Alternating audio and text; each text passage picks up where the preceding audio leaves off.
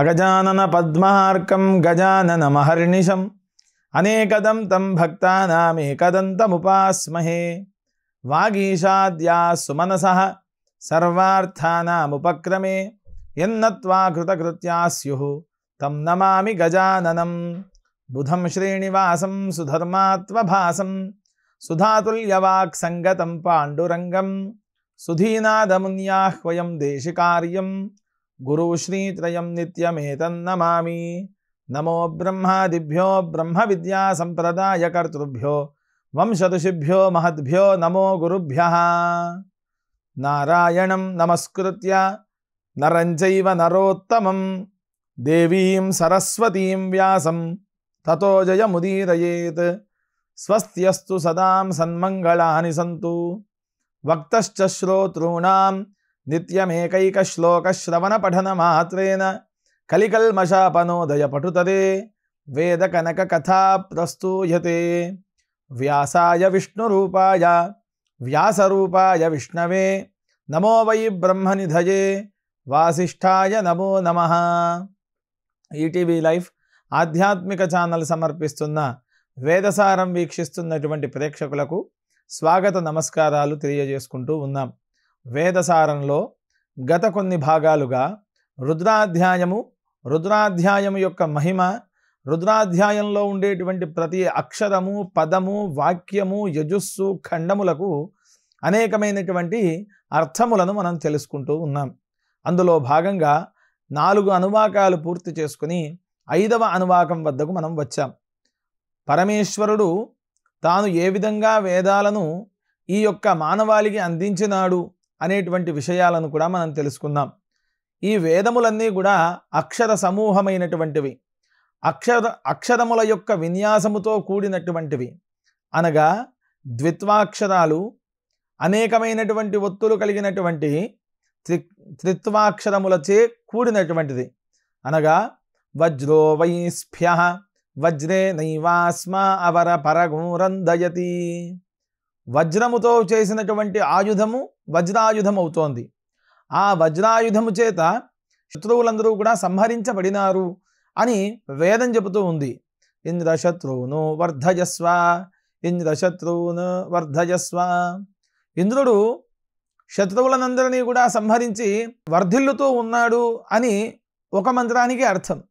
అదే స్వరభేదము చేసి కనుక మనం చెప్పినట్టయితే ఇంద్రశత్రువును వర్ధయస్వ, ఇంద్రుడి యొక్క శత్రువులందరూ కూడా వర్ధతామనగా ఉత్తమమైనటువంటి లోకాలు, ఉన్నతమైనటువంటి స్థాయిలో ఉండాలి అనే అర్థం. వేదానికి ఉండేటువంటి అత్యంత ముఖ్యమైనటువంటి లక్షణం స్వరం. ఆ స్వరము లేనటువంటి వేదం పనికిరానటువంటి ఆయుధముతో సమానమైనటువంటిది.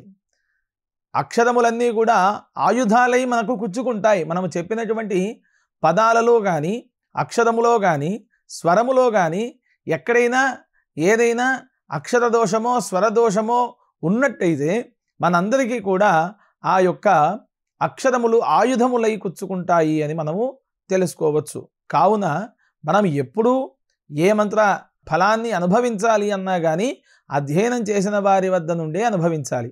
అధ్యయనం చేయనప్పుడు దాని యొక్క రసత్వము మన ఎవరికీ కూడా తెలియదు. ఈ అధ్యయన లక్షణం ఏ విధంగా ఉండాలి అనగా సూర్యోదయాత్ పూర్వమే లేచి స్నాన సంధ్యావందన అగ్నికార్య బ్రహ్మయజ్ఞములన్నీ కూడా ముగించుకొని తాను అధ్యయనం ప్రారంభం చేసి సాయంకాలం వరకు కూడా నిగూఢముగా ఉండేటువంటి వేదములను మననం చేస్తూ ఉండాలి. అలాంటి వేదాలు ఇప్పుడు మనకు పుస్తక రూపాలలో, గ్రంథ రూపములలో మహోత్కృష్టముగా తయారు చేసి మనకి ఇవ్వబడ్డాయి. కానీ వేదము ఎప్పుడూ కూడా మౌఖికముగానే చెప్పబడుతోంది. అలా మౌఖికముగా చెప్పబడినందువల్ల ఎన్ని ఉపద్రవాలు మన భూప్రపంచం పైకి వచ్చినా ఈ వేదములు అనేటువంటివి కాపాడబడినాయి. ఈ వేదములన్నీ కూడా శివుడి యొక్క ఢమరుకం నుండి ఉద్భవించినట్టుగా మనం తెలుసుకుందాం. ననాద ఢక్క నవపంచవార, శివుడి యొక్క ఢమరుకము నుండి వచ్చినటువంటి శబ్దము ద్వారా ఈ భూలోకానికి శృతి అనేటువంటి పదము చేత వేదములను ఈ మానవాళికి, మానవ ప్రపంచానికి ఇవ్వడం జరిగింది. అలాంటి వేదాలు ఎవరికి ప్రమాణమైనటువంటివి, ఎవరి రూపంలో ఆరాధించబడుతూ ఉన్నాయి, ఆ వేదముల యొక్క ప్రభావము చేత నేటి సమాజంలో ఏ రకమైనటువంటి మార్పులు కలుగుతున్నాయి అనేటువంటి విషయాలను కూడా మనం అర్థం చేసుకోవచ్చు. వేదములన్నీ కూడా ఒక రాశిగా పోసిన తరువాత ఆ రాశిని శతధా విభజ్య 100 భాగాలుగా విభజించినాడు వ్యాస పరమాత్మ. కృష్ణద్వైపాయనుడు అనేటువంటి వ్యాసుడు ద్వాపర యుగంలో తాను పదవికి ఎక్కి అధిరోహించగానే ఈ వేద విభజన చేసి 4 వేదాలను అనేక శాఖలుగా మనకు అందించినాడు. అనేకమైనటువంటి శాఖలన్నీ కూడా అంతరించిపోయిన వేదములనేటువంటివి ఎప్పుడూ కూడా స్వార్థము లేకుండా నిస్వార్థంగా మానవాళికి ఈ ప్రయోజనం చేకూర్చుటకై ఉన్నాయి. ఇవన్నీ కూడా లోకహితం, పూర్తిగా లోక కళ్యాణార్థమే వేదాధ్యయనం. వేదాధ్యయనం వలన ముక్తి ప్రసాదం, వేదాధ్యయనం వలన శరీరమంతా కూడా ఉన్నతమైనటువంటి మార్గములో ఉంటుంది అనేటువంటి విషయాలు ఎంతోమంది కూడా మనకు వీటిపైన పరిశోధన చేసినటువంటి శాస్త్రవేత్తలు మనకు తెలిపినారు. ఎన్నెన్నో భాగాలు వేదాలకు సంబంధించినటువంటి నిగూఢమైన అర్థాలు ఉన్నాయి అని మనకు అనేకమైనటువంటి గ్రంథాలు కూడా అందించినారు. ఆ గ్రంథాలలో ఎక్కడ ఎవరు ఉన్నారు, చంద్రమండలం ఏ విధంగా ఉంది, సూర్యమండలం ఏ విధంగా ఉంది, అంగారక మండలము ఏ విధముగా ఉంది, అదే విధముగా బుధగ్రహం ఏ విధంగా ఉంది అనేటువంటి విషయాలన్నీ కూడా ఈ వేదములు తెలిపినాయి. అగ్నిర్మూర్ధ దివః కకుతు పతిః పృథివ్యా అయం అపాగం రేతాగం సిజిన్వతి. ఒక గ్రహమండలం పైన అగ్నికిలలు పడుతూ ఉన్నాయట. మరి అగ్నికిలలు పడుతూ ఉన్నాయి అంటే అగ్నిలా వర్షం పడుతూ ఉంది, మరి ఎక్కడైనా ఉందా అనే ప్రశ్న వేసుకుంటే ఇంకా ముందు ముందు జరిపేటువంటి పరిశోధనలలో మనకు ఈ అంతరిక్ష ప్రయోగాలు ఏవైతే జరుగుతున్నాయో అప్పుడు ఇది సత్యమా అసత్యమా అని కూడా మనం తెలుసుకోవచ్చు. అదే విధముగా ఇంతకు పూర్వమే ఒక 500 సంవత్సరాలు 600 సంవత్సరాల క్రితం వేదభాష్యం చెప్పినటువంటి వాళ్ళు చంద్రమండలం పైన నీళ్లు ఉన్నాయి అని చెప్పినప్పుడు చంద్రమండలం పైన నీళ్లుంటాయా అని అందరూ ముక్కున వేలు వేసుకొని చూసినారు. కానీ నేటి రోజున చంద్రమండలం పైన నీళ్లు ఉన్నాయి, మానవాళి బ్రతకడానికి కావలసినటువంటి వ్యవస్థ అంతా ఉంది అనేటువంటి విషయాన్ని మనం తెలుసుకోవచ్చు. పరిశోధనాత్మకమైనటువంటి రంగంలో వేదాలకు సంబంధించి లోకంలో ఏమేమి ఉన్నాయో అవన్నీ కూడా వేదంలో వచ్చినటువంటివే. ఇలాంటి వేదాలని అన్నింటినీ ఒక భాగము చేసి సారవంతముగా ఇచ్చినటువంటిది మహాభారతం. ఆ మహాభారతం నేడు పంచమ వేదముగా కూడా చెప్పబడ్డది. అలా ఇందులో ఏదైతే ఉంటుందో అది లోకమంతా ఉంటుంది, ఇక్కడ ఏదైతే లేదో అది లోకంలో ఎక్కడా కూడా ఉండదు. మనకు వేదం ఏమి చెప్పింది అంటే ధ్వని ద్వారా మాట్లాడగలుగుతారు, ఎక్కడో ఉండేటువంటి వ్యక్తిని ఇక్కడి నుండి క్షణంలో మాట్లాడగలుగుతారు అనేటువంటి సమాధానాలు వేదాలు ఏ రోజో ఇచ్చినాయి. నేటి సమాజంలో మనం ఇక్కడ కూర్చొని ఇంకొక వ్యక్తితో చూసుకుంటూ మాట్లాడేటువంటి స్థితిలో మనం ఉన్నాం. అనగా వేదములు కళ్ళు మూసుకొని ప్రార్థన చేస్తే అక్కడ ఉండేటువంటి మనిషితో జ్ఞానముతో మాట్లాడుతూ ఉండేటువంటి వారు అని మనకు అనేకమైనటువంటి ఇతిహాస పురాణాలన్నీ కూడా చెప్పినాయి. ఈనాడు మనం ముందట ఉపయోగించుకునేటువంటి సెల్ ఫోనే కావచ్చు, లేక వీడియో కాల్ లాంటివి కావచ్చు, మనము ధ్యానము చేయకపోయినా మన ముందు వాళ్ళను పెట్టుకొని మాట్లాడేటువంటి స్థితిలో మనం ఉన్నాం. అనగా వేదము ఏనాడో చెప్పినటువంటి అంశాన్ని ఈరోజు మనం సాంకేతికమైనటువంటి రూపాన్ని ధరించి ఉన్నటువంటి విజ్ఞాన ప్రదర్శనలో మనమందరం కూడా నిర్మింపబడుతూ ఉన్నాం. వేదాలను ఆధారముగా చేసుకొని మాత్రమే ఇవన్నీ మనం చేయగలుగుతున్నాము అనేటువంటి విషయం సత్యమైనటువంటి అంశం. ఆ వేదము యొక్క లక్షణములన్నీ కూడా మనకు అనేక విధాలుగా పలు విధాలుగా చెప్పబడ్డాయి. ఎలా ఉండాలి వేదమంత్రము అనగా పరిగెడుతూ చెప్పకూడదు, అలా అని నిదానముగా కూడా చెప్పకూడదు, అలా తలకాయ ఊపి చెప్పకూడదు. మరి ఏ విధంగా చెప్పాలి?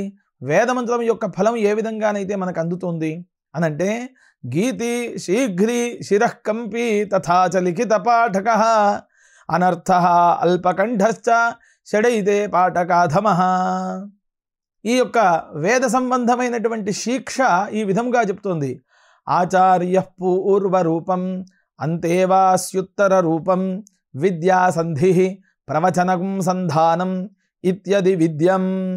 వేదములు ఏ విధముగా ఉంటున్నాయి అంటే ఆచార్యుడు పూర్వరూపం అనగా మనకు కనిపించేటువంటి ప్రథమ దైవం మాతాపితృదేవతలు అయితే జ్ఞాన మార్గాన్ని జ్ఞానాన్ని బోధించేటువంటి గురువు ఇక్కడ ప్రధానమైనటువంటి రూపము అవుతూ ఉన్నాడు. వేద సంబంధమైనటువంటి గురువు అక్కడ ప్రభువు అవుతున్నాడు. ఆచార్య పూర్వరూపం. ఆ పూర్వమైనటువంటి రూపం ఎవరిది అంటే అక్కడ విద్యను అభ్యాసం చేసేటువంటి వేదాధ్యాయికి చెప్పేటువంటి ప్రభువు గురువు అక్కడ పరమాత్మ అయినటువంటి శివుడా విష్ణువా బ్రహ్మణ అనేటువంటి దైవత్వంతో సమానమైనటువంటి వ్యక్తి అవుతున్నాడు.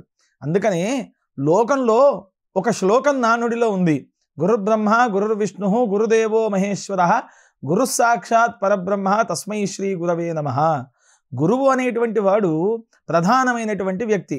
ఆయనకు అంతేవాసి అనగా శిష్యుడు ఉత్తర రూపం. అనగా ఇక్కడ కన్నటువంటి బిడ్డను చేతుల్లో పట్టుకొని నుదురు వాసన చూసి ఆత్మా వై పుత్ర నామాసి సజీవ శరదశతం, నేను ఏ బిడ్డనైతే కన్నానో నా యొక్క ప్రతిరూపం ఈ బిడ్డడు, ఈ అమ్మాయి, ఈ అబ్బాయి అని మనం ఏ విధంగానైతే చెప్తామో అక్కడ వేదాధ్యయనానికి సంబంధించినంత వరకు అధ్యయనం చేసేటువంటి వ్యక్తులు ఎవరైతే ఉన్నారో వారికి చెప్పేటువంటి గురువుకు ప్రతిరూపం ఈ విద్యార్థి అవుతున్నాడు అని అర్థం. వీళ్ళిద్దరి మధ్యలో ఉండేటువంటి సంధానం ఏమిటి? అసలు ఎక్కడి నుండి ఎక్కడికి వీళ్ళకి సంధానం ఉంది? అంత గొప్పదైనటువంటి వారి ఇద్దరి మధ్యలో ఉండేటువంటి కలయిక ఏ రకంగా ఏర్పడుతోంది అనేటువంటి ప్రశ్నకు సమాధానం వేదమే చెప్తోంది. విద్యా సంధి ప్రవచనకుం సంధానం. ప్రశ్న జవాబు ఇవి రెండింటినీ సంధించుకొని వాళ్ళిద్దరి మధ్య వారధిగా ఉండేటువంటి వేదము ప్రధానమైనటువంటి విద్య అక్కడ హేతుభూతమవుతోంది. అలాంటి వేదాధ్యయనానికి పూర్వరూపం గురువు అయితే ఉత్తర రూపం శిష్యుడు అని చెప్పబడుతోంది. అలాంటి వేద ప్రమాణం పూర్తిగా ఈ యజుర్వేదం, ఋగ్వేదం, సామవేదం, అథర్వ వేదాల్లో మనకు అనేక విధాలుగా పేర్కొన్నటువంటి అంశం సత్యమైనటువంటి అంశం. అలాంటి వేదాలలోని అనేకమైనటువంటి భాగాలు సంహితలు, బ్రాహ్మణములు, ఆరణ్యకములు, కాండములు, కాటకములుగా విభజించబడినది. ప్రజల సౌలభ్యం కోసం రానున్న కాలంలో వేదాధ్యయనం ఎంత ముఖ్యమైనటువంటిది అనేటువంటి అంశాన్ని మనకు ఋషులు ఇదివరకే చేసి ఇచ్చినటువంటి గ్రంథములుగా మన దగ్గర వెలుగొందుతూ ఉన్నాయి. మన యొక్క పూర్వీకులు ఈ వేదాధ్యయనం కోసం ఎక్కడెక్కడో అరణ్యాలలో, అదే విధముగా కొండలలో, గుట్టలలో, ఒక పుణ్యక్షేత్రాలలో వాళ్ళు అధ్యయనం చేసేటువంటి వాళ్ళు. అలా అధ్యయనాన్ని 12 సంవత్సరాలు చేసి స్నాతకోత్సవాన్ని, ఇప్పుడు మామూలుగా మనము చదువుకునేటువంటి సాంకేతిక విద్యలో స్నాతకోత్సవము అంటే మనము డిగ్రీ కానీ లేక పీజీ కానీ పిహెచ్డి కానీ పూర్తి చేస్తే వస్తుంది. అలా 12 సంవత్సరాలు, 7 సంవత్సరాలకు ప్రారంభమైనటువంటి వేద విద్యను 12 సంవత్సరాలు అనగా 16 సంవత్సరాల వరకు నిర్విరామంగా తాను అధ్యయనం చేసి అక్కడ విద్యా స్నాతకాన్ని చేసుకోవాలి. మమ 12 వర్ష వేద బ్రహ్మచర్య నివృత్త్యర్థం స్నాతక వ్రతాఖ్యం కర్మ కరిష్యే. సమావర్తన వ్రతాన్ని తాను ఆచరించాలి. అసలు ఈ సమావర్తనం ఏ విధంగా చేయాలి అనేటువంటి విధానమంతా కూడా మరొక భాగంలో మీకు చెబుతాను. ఈ సమావర్తనానికి 4 వేద వ్రతములు అని ఉంటాయి. ఆగ్నేయ వ్రతం, సౌమ్య వ్రతం, గోదాన వ్రతం, వైశ్వదేవ వ్రతము అని 4 విధాలుగా ఈ వ్రతాలన్నింటినీ చేసుకొని తాను ఉపవాస దీక్షలో ఉండి అక్కడ ఉన్నతమైనటువంటి విద్యను చేర్చుకోవడానికి అయితే వారణాసి లాంటి పట్టణానికో ఉజ్జయిని లాంటి పట్టణానికో వెళ్ళాలి. లేనిచో తాను వివాహాన్ని చేసుకుని ధర్మ ప్రజా సంపత్త్యర్థం శ్రియముద్వహే, ధర్మమైనటువంటి మార్గములో గృహస్థాశ్రమాన్ని స్వీకరించాలి అని మనకు వేద విహితమైనటువంటి పుస్తక గ్రంథములు ఎన్నో కూడా తెలిపినాయి. అలాంటి గ్రంథముల ఆధారం, నిగూఢ రహస్యములు అన్నీ కూడా ఈ వేదాలలో పేర్కొనబడ్డాయి. ఇంతటి మహత్వాన్ని నింపుకున్నటువంటి వేద భాగంలోని తలమానికమైనటువంటి ప్రశ్న మనకు అధ్యాయం ఈ రుద్రాధ్యాయం. ఈ రుద్రాధ్యాయాన్ని గత కొన్ని భాగాలుగా మనం తెలుసుకుంటూ ఉన్నాం. అందులోనూ 5వ అనువాకాన్ని మనం ప్రారంభం చేసుకుందాం. ఈ 5వ అనువాకంలో 2 యజస్సులను నమో భవాయ చ రుద్రాయ చ నమః శర్వాయ చ పశుపతయే చ అనే భాగం వరకు మనం పూర్తి చేసుకుందాం. ఈరోజు ఇందులోని 3వ యజస్సు, ఆ యజస్సు యొక్క అర్థాన్ని కూడా మనం తెలుసుకుందాం. నమో నీలగ్రీవాయ చ శితికంఠాయ చ. శితికంఠము అనగా తెల్లని కంఠం కలిగినటువంటి వాడు. శుద్ధ స్ఫటిక సంకాశం శుద్ధ విద్యా ప్రదాయకం శుద్ధమైనటువంటి స్ఫటికం, ఉన్నతమైనటువంటి మణి ఏదైనా శిల ఉన్నది అని అంటే అది స్ఫటిక శిల. అనగా మనం ఇక్కడ కూర్చొని ఎదురుగా ఉండేటువంటి వ్యక్తిని చూడడానికి తోడ్పడేటువంటి ఒక సాధనం లేక ఒక ఆయుధంలా, మనకు రక్షా కవచంలా ఉండేటువంటిదైనా మనం అర్థం చేసుకోవచ్చు. అలాంటి స్ఫటిక భాగాన్ని మనము ఎదురుగా ఉండేటువంటి వ్యక్తికి మనకు మధ్యలో పెట్టుకున్నప్పుడు ఆ గాజు వలె ఏ రకంగానైతే నిష్కలంకంగా కనపడుతూ ఉంటుందో అలాంటి స్వరూపం పరమాత్మ యొక్క శివస్వరూపం. ఆయన స్ఫటిక రూపంలో ఉన్నాడు. అలాంటి స్ఫటిక రూపంలో ఉండేటువంటి శివుడికి శితికంఠము, కంఠము ఇంకా కూడా తెల్లగా మెరుస్తూ ఉన్నది అని మనం అర్థం చేసుకోవచ్చు. తెల్లగా మెరుస్తూ ఉండేటువంటి కంఠంలో నీలగ్రీవాయ అని, నీలగ్రీవము అనగా కంఠమునందు కళంకం కలిగినటువంటి వాడు, కంఠమందు గరల విషము నింపుకున్నటువంటి వాడు అని అర్థం. అలాంటి కంఠములో విషము నింపుకున్నటువంటి వాడు, తెల్లగా కంఠము ఉండి ఆ కంఠాన్ని నలుపుగా చేసుకున్నటువంటి వాడు ఎవరైతే ఉన్నారో ఆయన పరమాత్మ అయినటువంటి పరశివ స్వరూపంలో ఉండేటువంటి ఆదిదేవుడు శివుడు.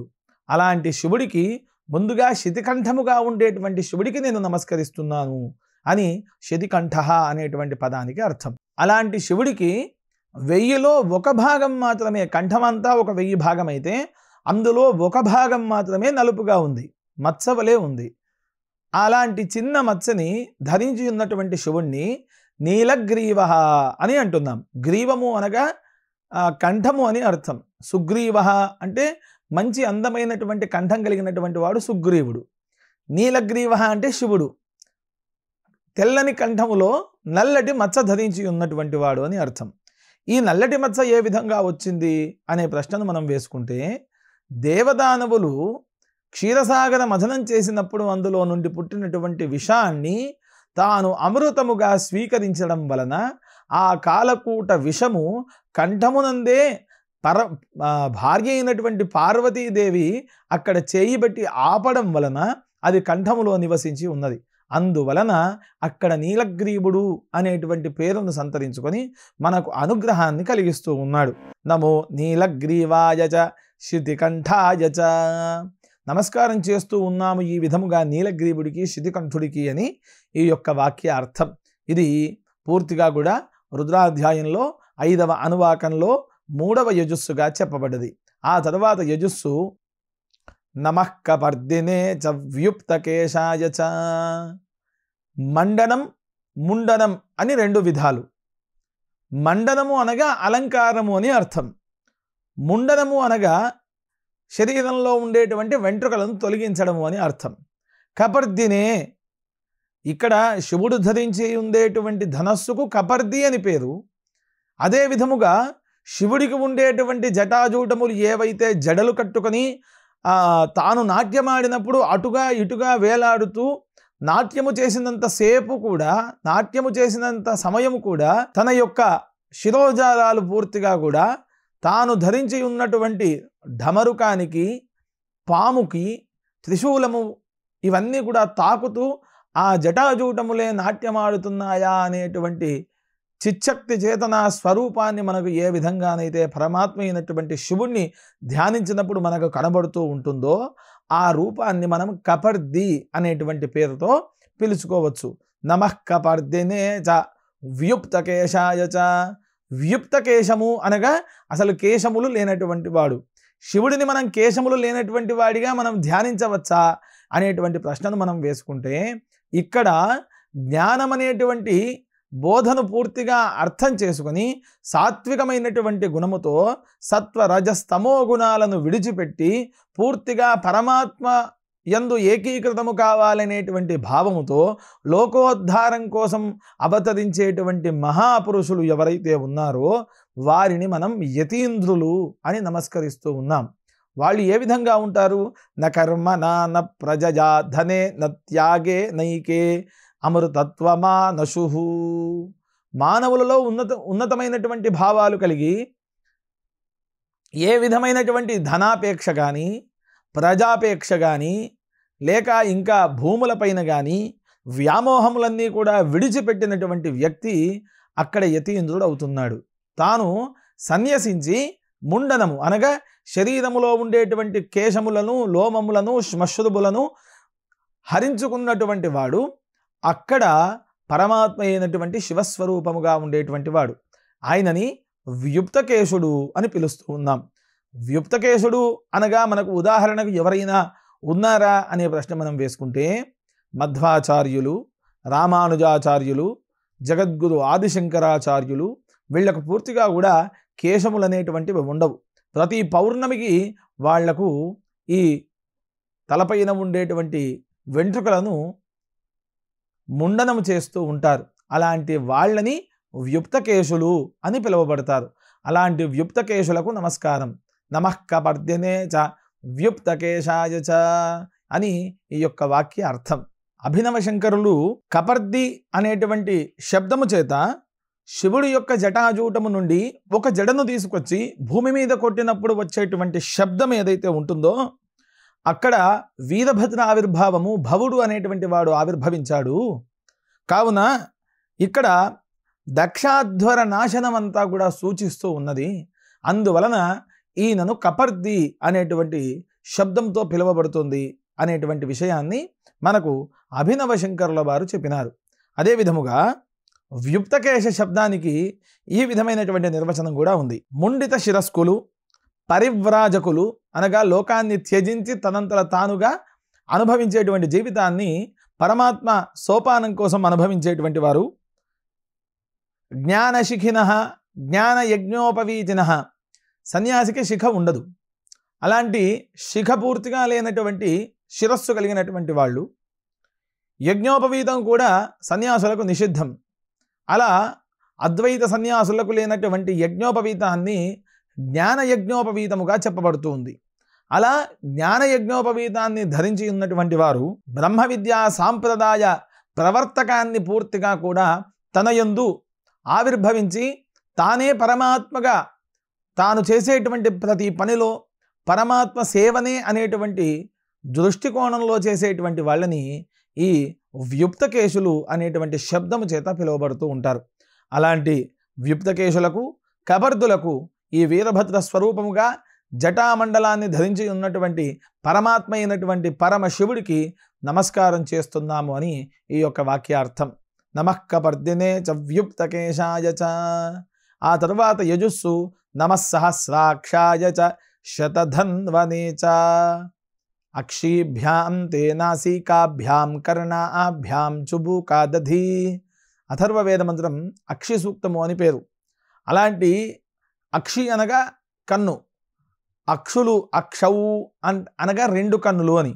సహస్రాక్ష అంటే 1000కి పైగా కన్నులు ధరించి ఉన్నటువంటి వాడు. 1000కి పైగా కన్నులు అంటే అలాగే 1000కి పైగా చేతులు బాహువులు కలిగినటువంటి వాడు అని అర్థం. అలాంటి 1000కి పైగా కన్నులు కలిగినటువంటి వ్యక్తి ఎవరు అంటే ఇంద్రుడు అని మనకు తెలుసుకోవచ్చు.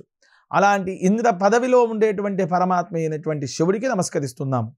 ఈ లోకంలో ఉండేటువంటి స్థావరములు, జంగమములు ఏవైతే ఉన్నాయో చరాచరములు, అలాంటి చరాచరములన్నింటినీ కూడా తాను ఆధీనంలో పెట్టుకొని ఎప్పుడూ చూసేటువంటి వాడు. నేను అబద్ధం ఆడుతున్నాను అని వాడు ఎదుటి వ్యక్తికి తెలియకుండా ఒక వ్యక్తి మాట్లాడుతూ ఉంటాడు. కానీ తన మనస్సుకు అది అబద్ధము అని తెలుసు. అబద్ధాన్ని చూస్తూ ఉన్నాడు, కానీ తన కళ్ళు అబద్ధాన్ని చూస్తూ ఉన్నాయి అనేటువంటి విషయం కూడా తనకు తెలుసు.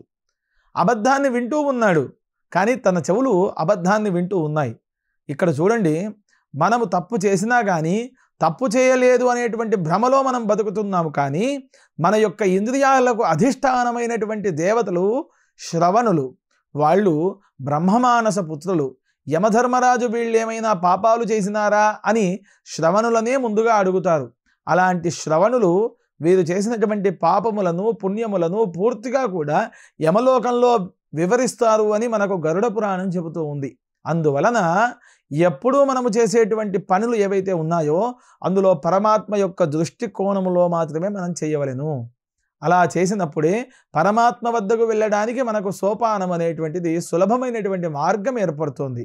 అలా సహస్రాక్ష 1000 కన్నులు కలిగినటువంటి వాడు, ఎల్లవేళలా అందరి యందు చూపు కలిగినటువంటి వాడు, చల్లనైనటువంటి మార్గంలో మనిషిని, మానవాళిని, ఈ జగత్తును ఉన్నతమైనటువంటి మార్గాలకు తాను గమ్యాన్ని చేర్చేటువంటి వాడు అయినటువంటి పరమాత్మ అయినటువంటి శివుడికి నేను నమస్కరిస్తున్నాను అని సహస్రాక్ష అనేటువంటి పదానికి అర్థం. శతధన్వనేజ, అలాంటి అవతారానికి 100కు పైగా ధనస్సులు కలిగినటువంటి పరమాత్మ అయినటువంటి శివుడికి నేను నమస్కరిస్తున్నాను అని అర్థం. త్రిపురాసుర సంహారం, అక్కడ మేరు పర్వత ధనువు, ప్రణవ ధనువు, పినాకము అయినటువంటి ధనస్సుల చేత శివుడు వెలుగొందుతూ ఉన్నాడు. 1000కి పైగా కన్నులు, 100కు పైగా ఆయుధములు కలిగినటువంటి పరమాత్మ అయినటువంటి పరమశివుడికి ఈ మంత్రము చేత నమస్కారాన్ని అర్పిస్తూ ఈ ధారావాహిక ఇంతటితో సమాప్తము చేసి మరొక ధారావాహికలో ఇంకా కొన్ని యజుస్సులు, వాటి అర్థములు, వాటి యొక్క అర్థ రహస్యములన్నీ కూడా తెలుసుకునే ప్రయత్నం మనం చేద్దాం. స్వస్తి ప్రజాభ్య పరిపాలయంతాం న్యాయేన మార్గేణ మహిం మహిషాః గోబ్రాహ్మణేభ్యః శుభమస్తు నిత్యం. లోకాః సమస్తాః సుఖినో భవంతు. స్వస్తి.